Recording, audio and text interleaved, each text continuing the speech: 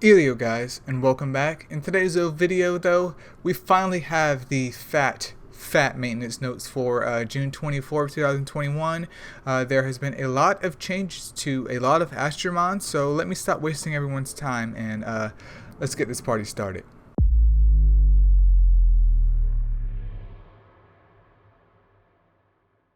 Alright, so big brain methods right here. What I'm going to do is I'm going to go through the maintenance notes real quick, you guys, and then I will save like the changes for the end of the video. So to those of you that want to watch just the scheduled maintenance notes, you're of course free to just read the other Astromon skills, and you know, that way everyone can watch it for whatever they want to watch it. But I do implore you to stay tuned so we can check out these big changes going on within the game, and especially if you're a newer player, you might not have a real concept of what's going on here, but to the veterans or to the people that have been around for a little bit of time, it could definitely be some smiley face. But anyways, we will have our new Astromon after maintenance, which is Aesir, I do believe. I could be pronouncing that wrong.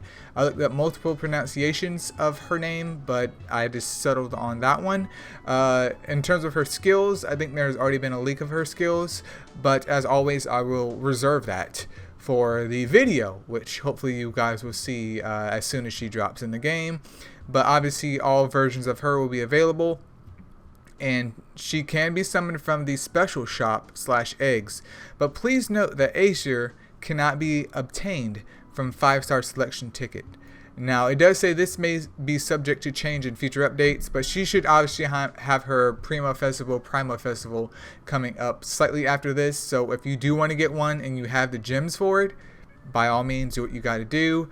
Obviously she's going to have skill books as well, which will be covered in the video. And then for the rebalance, I just read that as like May 4th, 2003 for whatever reason, but it's just saying 5-star, 4-star, and 3-star Astromon. I'll get into that at the latter part of the video. I just want to get through these notes first and save that for the end. So let's go ahead and ignore that real quick. So up next though, we do have the next Capture Festival coming out in July, and it starts like you can officially catch Marie or Madi, whatever the heck you want to call her, from the 10th of July to the 24th of July. And then obviously we have the finale and the pre-festival. It doesn't really matter, but anyways, we'll be able to capture both 3-star Fire and Wood Marie, and then we can also capture 4-star Water Marie. Now, Water Marie did get a boost in terms of her HP, but I still think she is a little bit below Water Purse, to be honest. Let me double check on that with the handy dandy bot real quick. Yeah, because she's sitting at nearly 29k HP. Obviously she's a nat 4, and Purse is sitting at 32. So she's getting a 10% increase, so she should actually come in pretty close, honestly.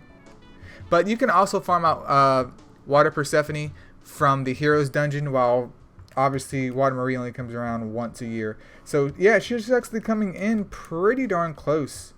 Sorry guys, I'm doing math at the same time. Not really math, but just addition.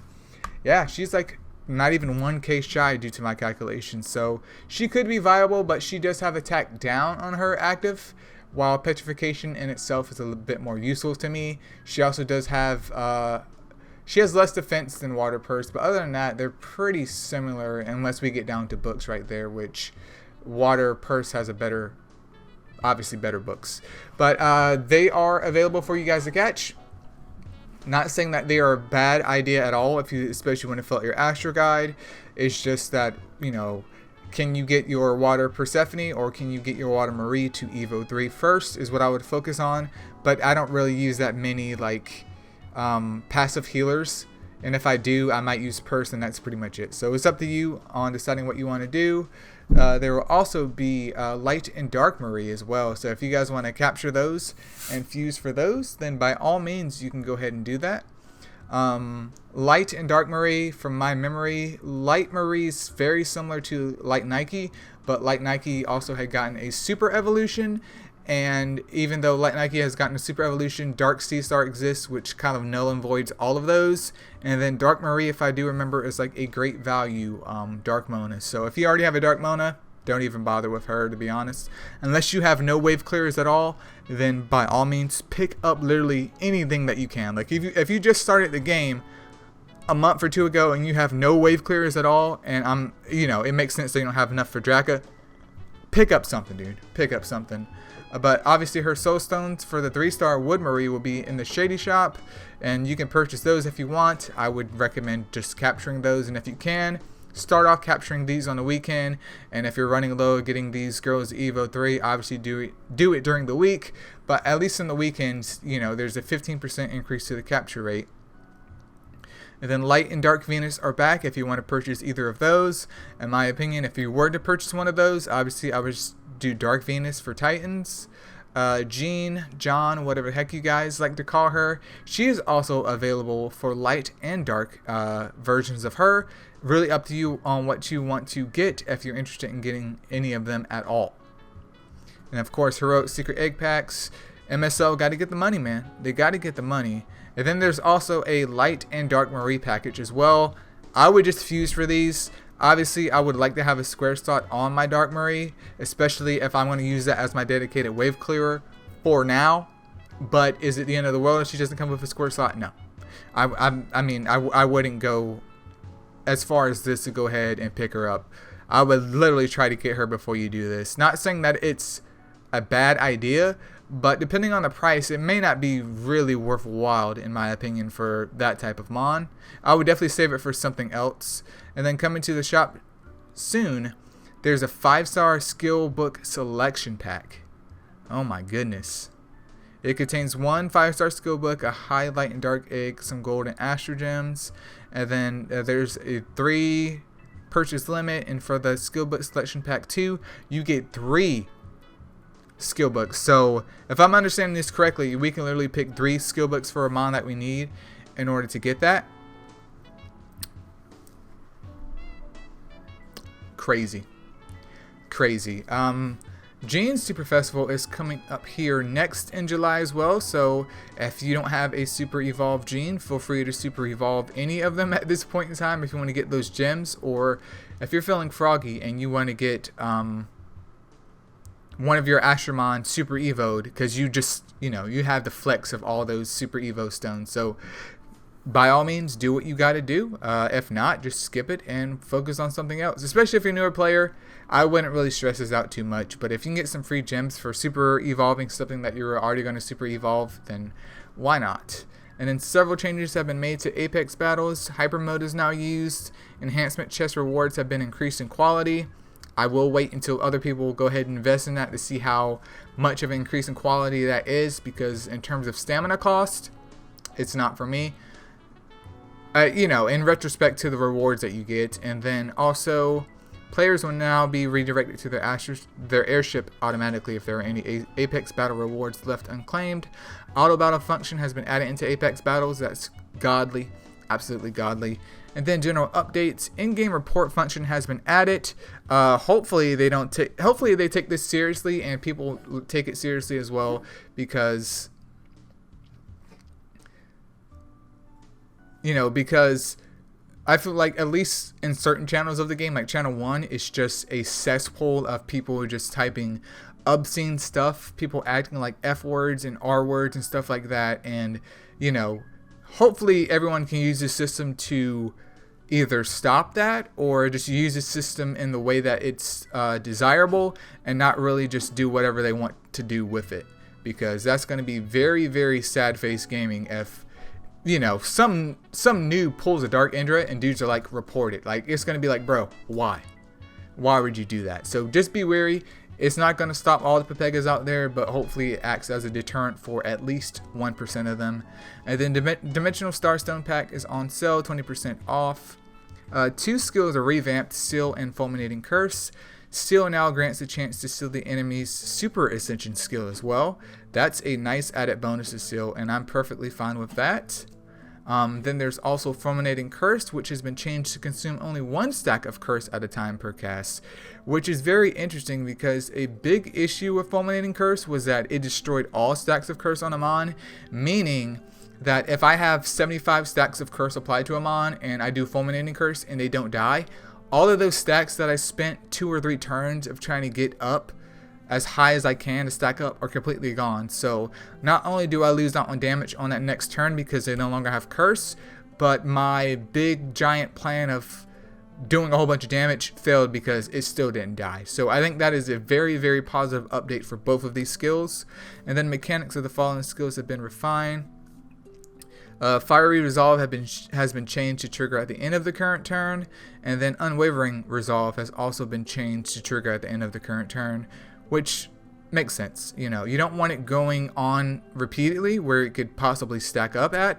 And in this situation, what they say about Fiery Resolve, where this is to prevent situations where debuff / cleansing type skills, for example Wood Titan, end up immediately cleansing Fiery Resolve when triggered preemptively right after when the casters attack. So what they're trying to do here is very, very reasonable. They're saying they don't want something to proc because your mon got hit, and as soon as it procs, Wood Titan still takes it away because it's not done with its move. That would be super duper sad face gaming.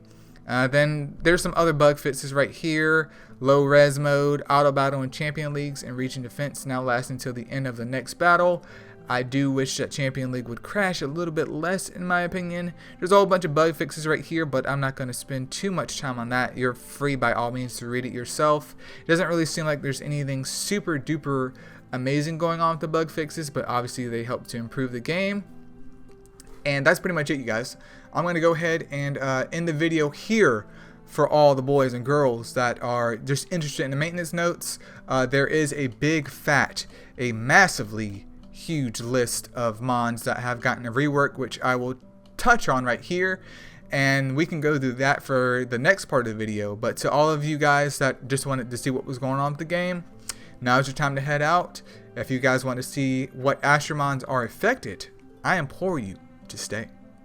Alright, you guys, so starting off here, we have Poseidon as our first 5-star Astromon undergoing the changes, and then next up is Draka. But Poseidon over here, Fire Poseidon, he's losing some HP in defense, but he has gotten a massive increase into his attack, which is super duper great, which just helps to solidify him as a great Wood Titan unit there, so that's perfectly fine.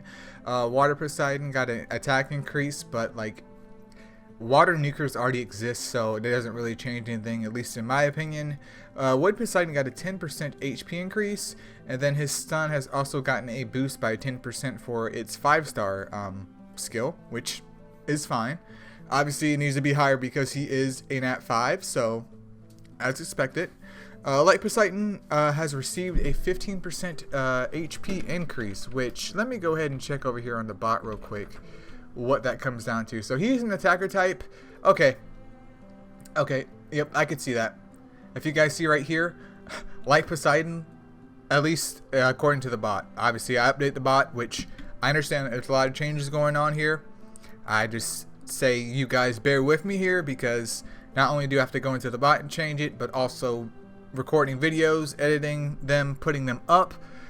You know, I'm doing a lot, so do be patient with the bot updates, but they will happen. But yeah, his HP is dirt nasty low, so I could definitely understand that change. And then next up we have Dark Poseidon, who is getting a 15% increase into his attack, and for his 3-star skill he now has Exposed Weakness, 2 turns 80%, and then for his 5-star skill he loses attack down and has Courageous Strike instead. So that's actually pretty huge, because from my memory Dark Poseidon has been kind of like a meme. Yeah, he has Battle Rush and attack down, so, and 2.3k attack stat is pretty trash. I mean, it's going to be a bit higher, but we now have a farmable Dark Courageous Striker, which is always good, even if it's not the world's best. If it's farmable, it does have to be a bit balanced, at least in my opinion. Not in terms of like being super duper OP or super duper trashy. So it does have to be kind of fair in my opinion, or we would just farm out Dark Injures and shut MSO down. And then next up for the changes, I'll move that so it's not too distracting. But for Draka, for Light Draka, its defense is getting increased, and for its 5-star skill, it's losing Elemental Edge, and it's now going to have Puncture, 2 turns, 90%, and obviously fully booked up, it's going to be 100%.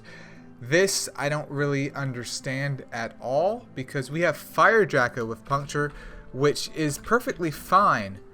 But the only issue here is, I have it pulled up on the bot, is, okay, Light Draca is getting puncture, which is it is acceptable, but with weaken, there's no real way that I can see of it obtaining like orbs for it to really take a big effect with that. Like, I'm not saying that it's bad. This is very, very similar to Light Byrona, but Light Byrona does have shock and puncture, so there is some CC utility there in case she can't get enough orbs to get her 5-star skill off, while this one is going to need a little bit more work to perform the same as Fire Draca. Now, obviously, in terms of stats, its stats are perfectly fine, especially as a Nat 5, but Fire Draca has 100 less attack, a decent chunk less of HP, but a little bit higher defense. But most importantly, Fire Draca has morale boost, which obviously is super duper effective in making sure that you can get puncture off. So in a weird way, this is kind of a similar copy to Fire Draca, kind of like a great value version of it, even though we already have Fire Draca. So I'm not sure what the big idea of this was. I mean, I'm not saying that it's useless or anything, but especially for newer players that are going for Draca with this change, I would still just go for Fire Draca. I would still just do it. And then also for Dark Draca, it's losing still on its 5-star skill, and it's getting attack up for 2 turns. Which, let me type in Dark Draca over here. So weaken and then attack up. Like that's understandable. That's actually a decent change in my opinion. So not only can it be a better fit Titan unit because of weaken and attack up, but that makes sense, at least into my mind. I mean, its stat distribution is perfectly fine as well, especially for being a balanced type. Like, I'm okay with that change. Light Draca is kind of a weird champ though.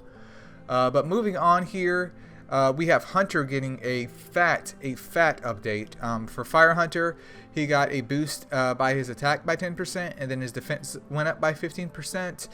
His stun is no longer crit reliant, which is a super big deal, which made the Hunters super duper mediocre, because having it crit reliant means if I can't get it max crit, then it's not going to work, number one, and 9 times out of 10 I'm going to have to dedicate some type of crit rate gem to it, obviously giving me a slot with my already garbage stats to do anything with. So that's always good. I'm not sure if morale boost is still required on the crit because it doesn't state that. I do hope that it's not, but it still could be, which would render this change absolutely useless because you would still need crit for morale boost to work, which 100% of his own SP, it better work.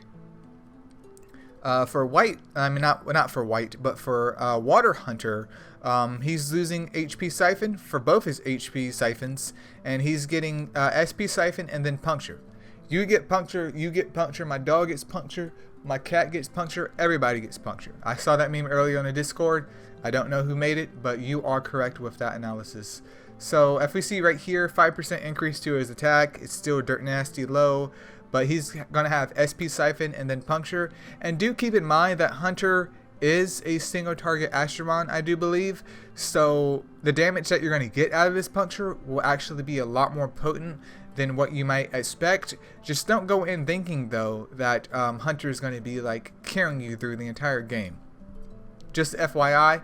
But he does have a better usage than what he has since then, because as you guys can tell, his stats are just goo goo gaga. Like, they're just not there. So that's a very, very big positive change for Water Hunter.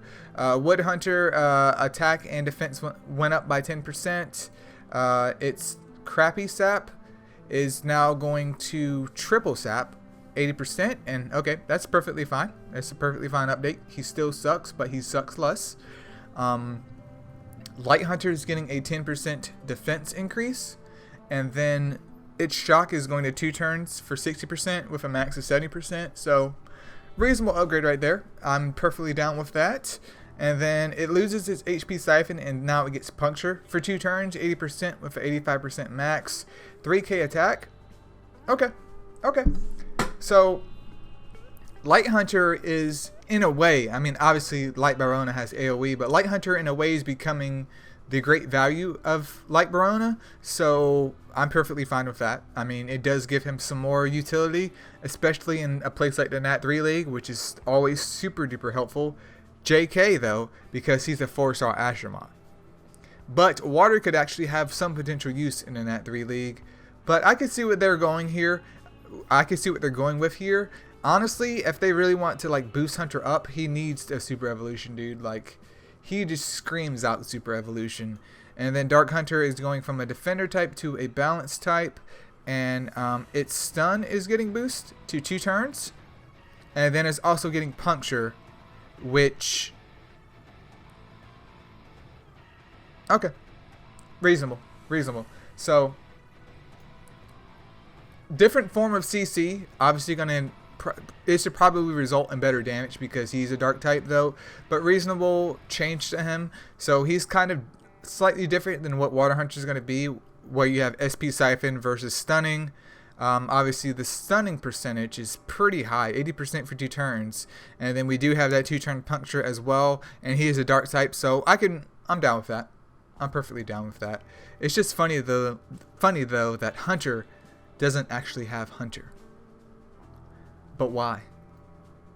Moving on next though, we have Light Bulby. Its recovery down on his 3-star skill is being turned to weaken for 2 turns, and then recovery down on its 5-star skill is going to turn to blind, which, if I do remember correctly, that's very similar to Light Neza, isn't it? Yep. So Light Neza has it flipped, where she has blind first and then weaken, but this is going to be opposite of where it's weakened first and then blind. I'm totally okay with that change. That's super duper positive. Light Lucy, aka Light Snow White, is getting a little bit of HP, a little bit of an HP increase, and then her shocks are being turned up by 10%, which reasonable. Dark Gemini is losing her crit reliant for both of her skills, which is great, which can free up a gem slot for anyone out there using Dark Gemini. And then her SP Siphon stays basically the same. It just requires you fully booking her up for that 30%. Sleep is going to be 1 turn, and once fully booked up, it goes to 2 turns 100%, and you don't have to have max crit for that. Perfectly fine. Fire Incubus though, we're on the Incubuses, or the Incubi. But Fire Incubus is losing its attack down 3-star skill and getting exposed weakness, which definitely makes it a lot more viable in terms of Titans. I personally though, I don't like Fire Incubus at all. I think he's trash, but what do I know? Moving on though, Water Incubus is losing Adrenaline and gaining Battle Rush 20%, and then for its 5-star skill, it's losing Taunt and it's being updated with Fearless Taunt, which can last for 2 turns maximum with 80% chance. So let me actually go type that in real quick. I want to see Water Incubus's stats. Tank type, 36k HP. Okay, 36k HP. Anything else being increased? Battle Rush 20%, Fearless Taunt. Okay, that's actually pretty reasonable for Water Incubus.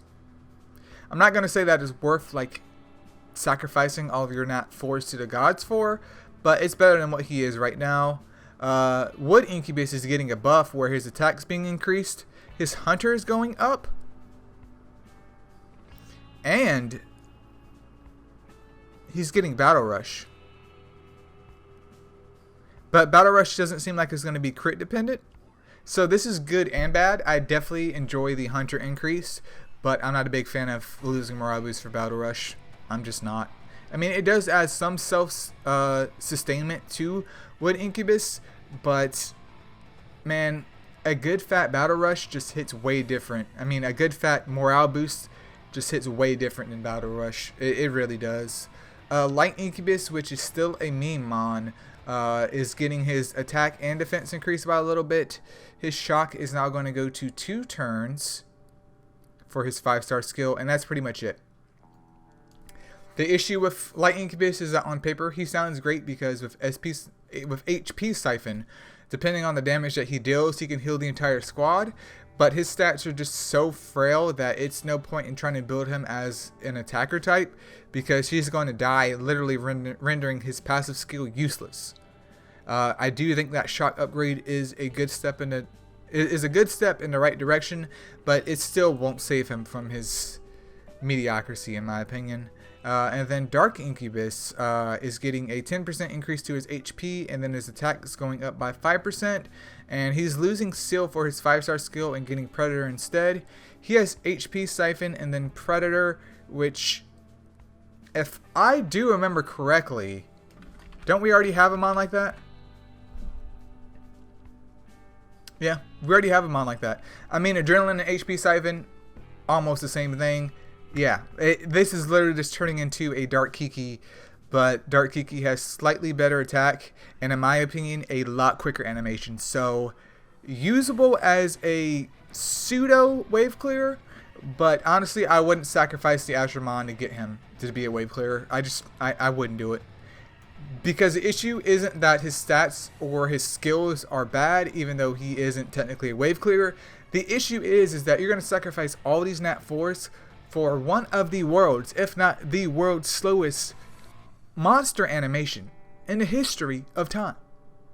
It is literally dirt nasty slow. If they want to buff Incubus Man, they should hit 2 times on his animation in the base game of 1 time speed, because even at 3 times, I can go ahead and walk my dog, come back, and he's finally hitting the target. So I would not recommend him as a wave clearer.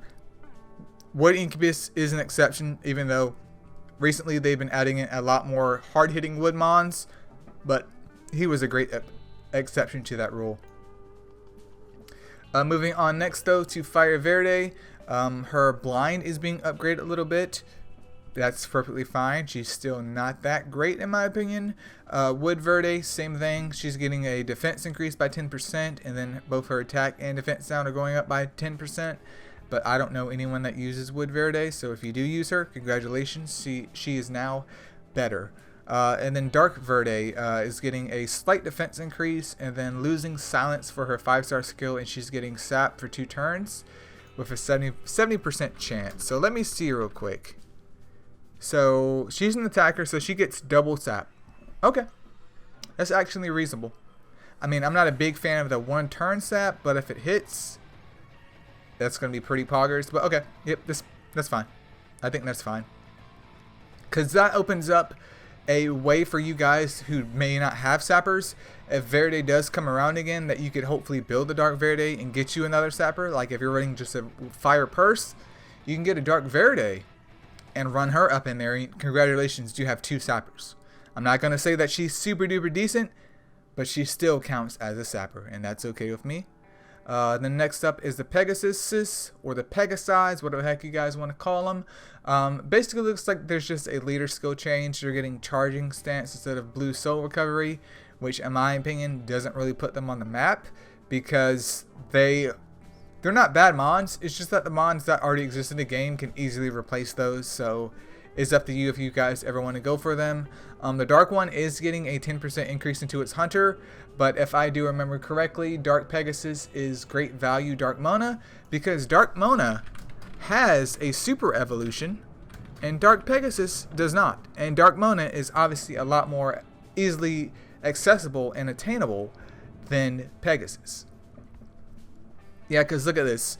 Morale boost, I mean, it has morale boost as well, which is pretty similar, but 3.2k attack stat right there, and 3.7k attack stat with her super evoed, which, I mean, yeah, it's just pointless. It's honestly pointless. He just shouldn't exist with those skills, and that's only the dark one. Dark Nike, aka Victoria, is losing its reliance on crit, which is always good. Defense down gets a 10% increase in its probability of happening, and then stun also gets a slight increase. Well, actually, technically it's a nerf because of the 100% going down to 90%, but instead of 1 turn stun, it's 2 turn stun, which I think will add a lot more usability into Dark Nike for sure, because 1 turn stun, straight up trash, dude. 2 turn stun though, we up in there, boys.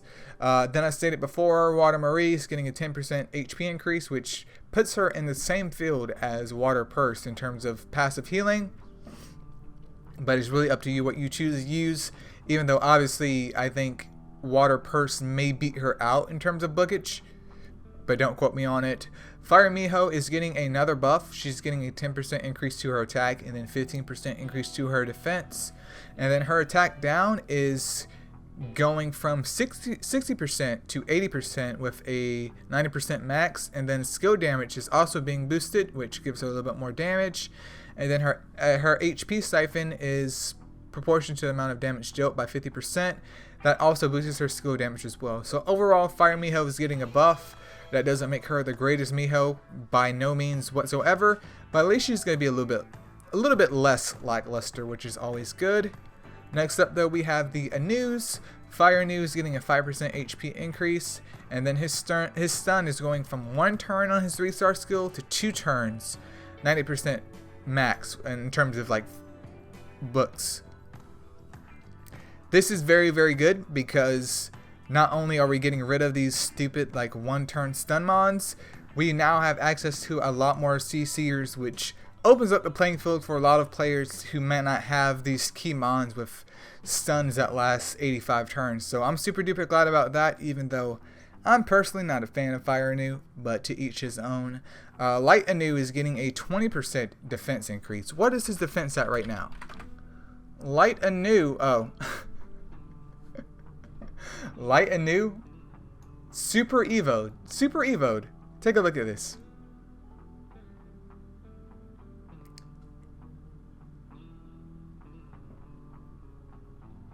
Not even 2k defense, dude. not even 2k defense. Pitiful. Well, he's finally getting some more defense. His defense down seems to have gotten a buff. It's going to 3 turns versus 2 turns. Thirst got a buff as well, where it's going to be a little bit more reliable because it's going to 100% when fully booked up and not, what is it, 70% according to the bot at this point in time. But Light Anu is just not good in my opinion, so this doesn't really matter unless you just absolutely love Light Anu. Dark Anu's 3-star skill, its stat is being turned up to 2 turns now with a 70% chance, and obviously fully booked up is going to be 2 turns, 90% chance, and then the skill damage up there has also been increased. So a little bit more damage out of Dark Anu, but I don't know why you would keep those. It's just me, but I could be, you know, do what you want. Moving on though to Leo, not Light Leo, but moving on to Leo. Water Leo is getting a buff in terms of his 5-star skill. His stun is being turned up. It's still 1 turn though, so it's kind of, he's not bad. It's just that, you know, it helps, but is it gonna help enough is the question. Wood Leo though is getting looks like a 10% increase to both of his skills for his defense down and attack down, and when fully booked up these now go to 80%. So basically he has I would say 10% increase of his defense down and attack down after all things are said and done with, since his base will be 70% versus 60%, and then it'll go to 80 versus being fully booked up for 70%. And then Dark Leo gets silence for his, well, he had silence for his 5-star skill, but now he has Elemental Edge, which according to the bot, Dark Leo at the time of this video has attack down, and then for his active he will have Elemental Edge, and he has a 4k attack stat. But the only thing I don't get though is the attack down and Elemental Edge part. Like, I'm not saying that Elemental Edge is bad, especially on a Dark Mon, but it's just like, okay, he's technically less awkward, but at the same time, why would I want to attack down on a Darkmon that has 4k attack? What is that going to do for me? You know? Anyways, moving on though, Light Mandragora, aka Light Mandy, double sap is getting a buff to 2 turns. It is what it is.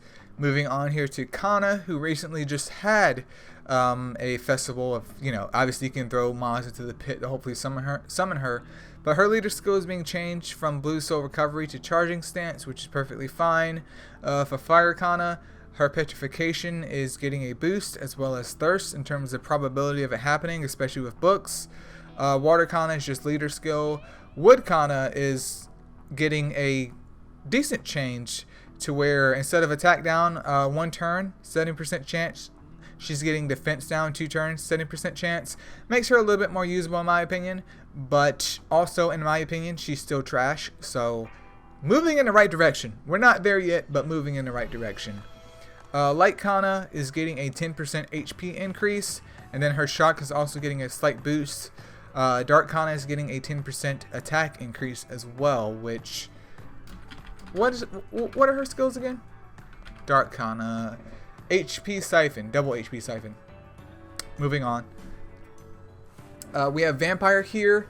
It looks like no leader skill change, even though I can't remember his leader skill. But Water Vamp is getting a 3% attack increase and 10% defense increase. It's losing Predator for its 3-star skill and getting Cursed for 2 turns instead.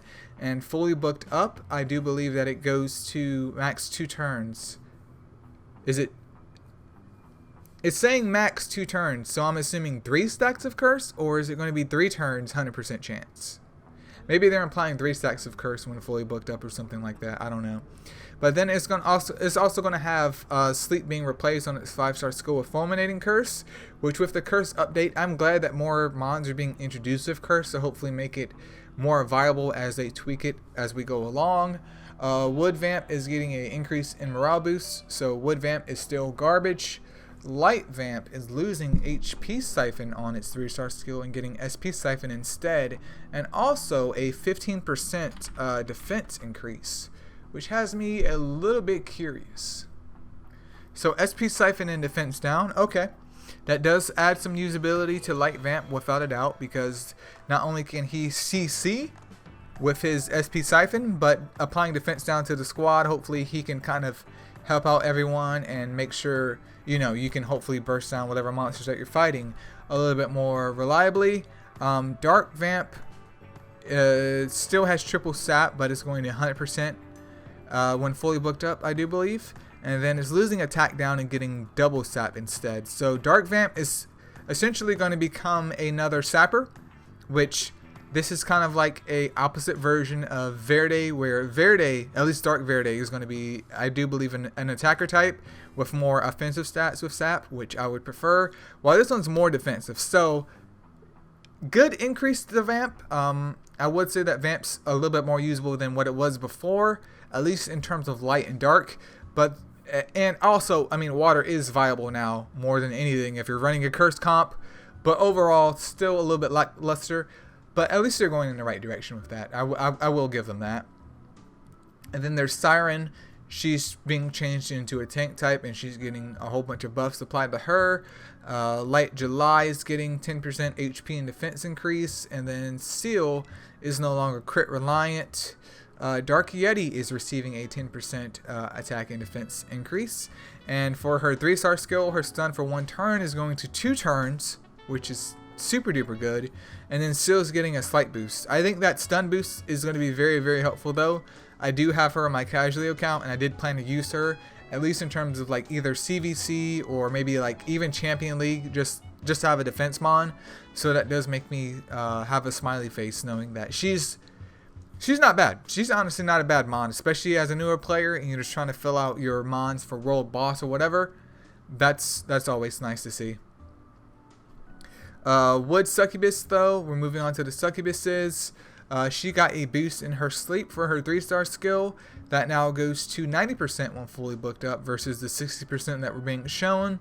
And then she loses Shield Breaker as her 5-star skill, and she gets sleep instead. So double sleep for Wood Succubus. I don't have any information on sleep, so I take that as it is what it is. Dark Succubus is losing double sleep though, because Wood Succubus has taken that over, and now she has double stun. So for her not her 5-star skill, but for her 3-star skill, her stun is going to be 2 turns, 80%, and then when fully booked up, 90%, which I'm okay with. And then for her 5-star skill is going to be 1 turn stun, but 100%. So let me actually take a look at Dark Suck real quick. Dark Suck is a defender type, super evo, 33k HP, nearly 2.6k attack, and 3.5k defense. Okay, I mean that's reasonable. That's absolutely reasonable. I do wish that they had gotten rid of Fire Succubus's crit reliant on her skills though, because that's really just dragging her into the dirt. But it is what it is. Dark Windigo is getting a 7% increase in its attack, and then for its 5-star skill, it is losing Adrenaline, and now it's going to have Predator instead. Which Dark Windigo has Vengeance and Adrenaline, so it's going to have Vengeance and Predator. Still not that great. Light Yaksha is getting a 20% increase into her Predator. That's always positive. For Banshee, Fire Banshee is getting a 7% increase into her attack. Water Banshee is losing Soul Boon Red as her 3-star skill, and she's now going to have resistance down for 2 turns, which, let me take a look at her skills right now. Water Banshee has Soul Boon Red and then Sap 2 turns.